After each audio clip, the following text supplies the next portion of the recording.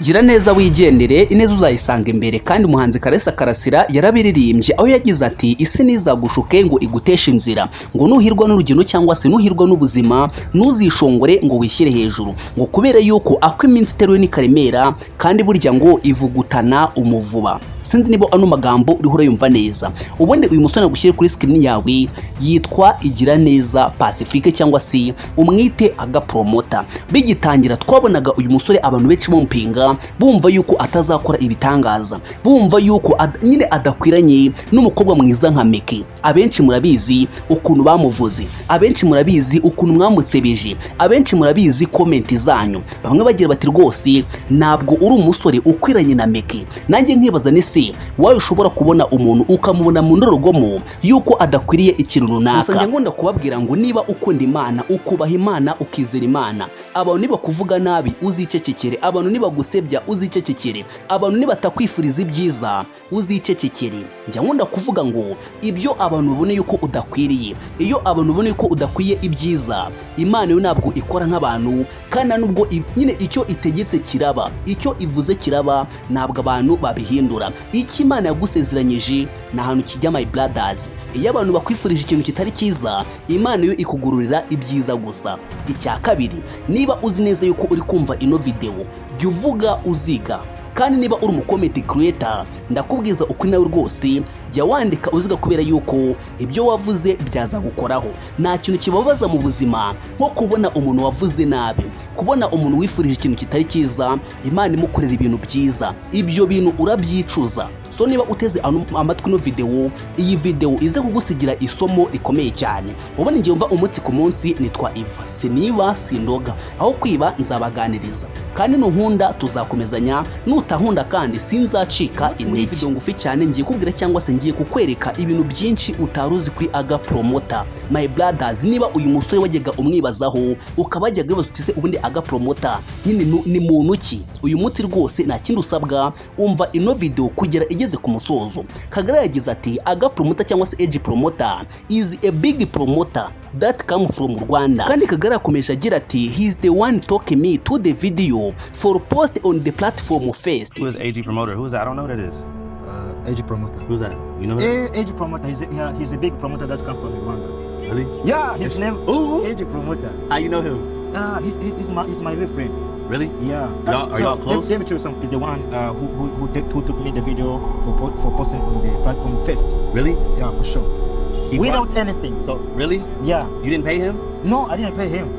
We're gonna pay him back. I'm gonna help you pay him back. Yeah. I'm gonna help you pay him back. Bivuze ngo ahangaha Aga Promota niwe muntu wa mbere wamufashe video nyine kugira ngo nyine abe yashyira kuri platform cyangwa se ibe yagira ku bantu, ibe yajya kuri social media. Kandi amagambo ya mbere yavuze ngo Age Promoter is a big promoter that come from Rwanda. Niwe mu promoter urenze, niwe mu supporter urenze uturuka mu Rwanda cyangwa se nyine utuye mu Rwanda. Sinzi niba kino kintu uriho uracyumva neza, muraza kwangana wenda icyongereza cyane n'igikeya, ariko byibara nyine ndaza kugenekereza muri duke nyine mu dushuri dukeya neze. Ro uri kumva nyine yuko rwose Kagarara arashimira cyane umuntu witwa Aga Promota. Niyo mvu twatanye mbabwira ngo gira neza wigendere ineza uzayisanga imbere, kandi ngo nuhirwa n'urugendo ntuzishyire hejuru.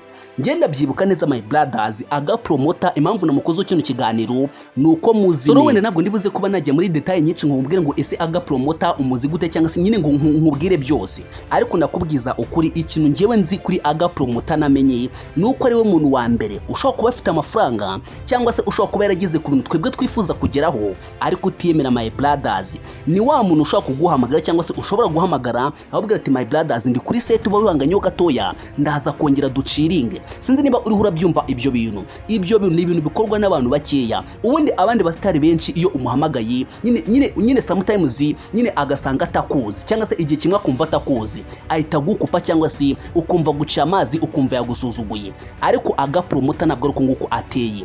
Niba wumva nkubeshya uzashake nimero ziwe umwandikire kuri WhatsApp cyangwa se umuhamagare, ubundi uzambwire uko byagenze. Ndabizi neza kuri platform ziwe zose nimero ziwe arazitanga, ubundi wowe uzibonera testimony. My brothers, Aga Promota is a big promoter come from Rwanda. Ya nyine abere urugero buri muntu wese niyo mpamvu nkubwira ngo niba uzi neza kujya utekereza kugira neza, niba uzi neza kujya utekereza gufasha umuntu runaka, mufashe ukibitekereza kandi nyuma umusengere kugira ngo Imana ihe umugisha nyine icyo wamuhaye cyangwa se ibi ubufasha wamuhereje. Ikindi cya kabiri, numusengera bizatuma ubufasha wamuhereje bushobora kuzamugirira umumaro. Kandi nufasha umuntu ukabona ntabwo akwibuka, ukabona ntabwo akwirengagiza, uzikomereze. Icyambere nuko uzabuze neza ko umutima wawe wamukoreye ikintu cyiza. Nabibabwiye dutangiye, nababwiye ngo nta kintu kibabaza umuntu cyangwa se nta kintu gishobora kugutera agahinda nko kubona umuntu utifurizaga ibyiza ariho atera imbere, yewe sometimes akanakurenga cyangwa se akava ku rwego wari uriho nyine akajya hejuru yawe. So nyamuneka ikintu ugomba kumenya cyo hari umuhanga wavuze ngo ntuzasuzugura umuntu bitewe n'uko uri kumubona uyu munsi, ngo kubera yuko ibyo twubahira abantu bihora byimuka biva kuri bamwe bijya ku bandi, ngo kandi nugera ahantu heza, numara gutera imbere cyangwa se numara kubona ibyiza, uzitondere abantu bose bari kuza bakugana kandi before ukiri hasi cyangwa se ukiri mu buzima bubi nta kintu bagufashije kandi nyine barabibonaga. Ikindi kintu gikomeye cyane wamenya kuri Aga Promoter nuko uyu musore nyine yitwa Igiraneza Pacifique, ubundi bacumugane mu Kinyarwanda kiza ngo izina ni ryo muntu, Igiraneza Pacifique, ngo kandi so nakwanga kwita nabi. Bivuze ngo ukuntu ushobora kwita nk'umuntu izina rikazamwafekta cyangwa se rikazamugiraho ingaruka, ariko rwose Igiraneza Pacifique izina ni ryo muntu. Ibyo ababyeyi be bamwifurije nibyo yakoze cyangwa se nibyo ari gukora uyu munsi. Ikindi utaruzi cyangwa se utigeze usobanukirwa, akandi gashya utaruzi, nanjye impamvu uri kunyumva ahangaha ushobora gusanga ari Aga Promoter wabigizemo uruhare. My brothers, nabwo ndiho ndakubeshya, niko kuri nguheje, sindi kwikina. Niba mvu ndiho ndakubeshya uze guca kuri WhatsApp yanjye nkwereke testimony. Reka dukomeze rero. Akandi gashya kamwe utaruzi kuri Aga Promoter nuko uyu musore yavutse mu karere ka Nyamagabe. Akarere ka Nyamagabe se urahazi?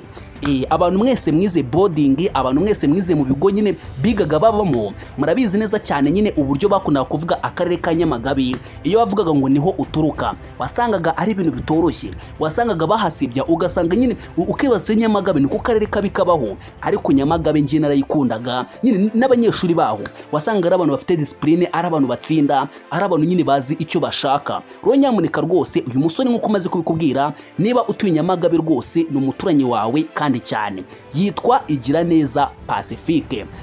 Reka twikomereze rero. Akandi gashya kamwe utaruzi kuri Aga Promoter nuko ari umupromota mwiza mu Rwanda kandi nyine ukora uko ashoboye kugira ngo umuntu ari gupromotinga agire ku cyo ashaka. Ubyangu byemere niko kuri nguhereje. Aga Promoter amaze kuvuga ngo uyu mwana ndamushaka, bivuze ngo rwose Imana yituguhindura ubuzima. Kandi ikindi kintu kimwe utaruzi kuri Aga Promoter nuko ari mu bapromota bakize cyane mu Rwanda kurenza abandi bapromota bose waba uzi. Uzitegereze neza, uzakore research, ubundi nyuma uzambwira. Niwo mupromota ugenda mu modoka nziza, niwo mupromota ufite umugore kandi rwose ubona yuko ni umugore washimye urugo. My brothers, Mikisa wamushinza iki? Abantu benshi baramwangaga, abantu benshi bakamusebya, ariko nababwiye ngo Imana ntabwo ikora nk'abantu. Imana yo nyine ifite uburyo ikoramo ibintu byayo.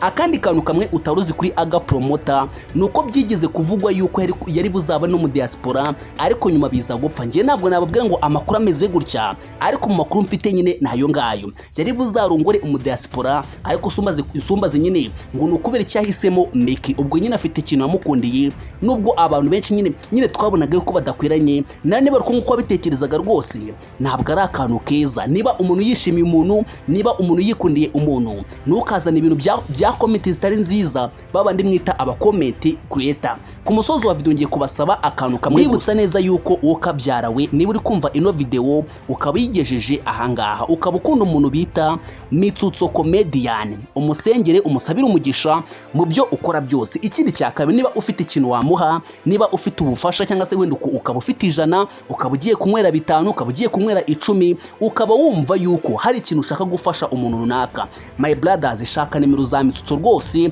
mu kiganiro mperutse gukora nazibashyiriyemo. Nurangiza ufate nimero ziwe, wamuhamagaruka nyine ukamuhumuriza, wamwandikira kuri WhatsApp, wamwohereza byibura amafaranga 1000. Ndabizi neza ko rwose ntabwo yabura ikintu amufasha. Amafaranga yose watanga iyo mubaye benshi, iyo babaye benshi ariterateranya nyine akaba yavamo n'agafunguro ku munsi.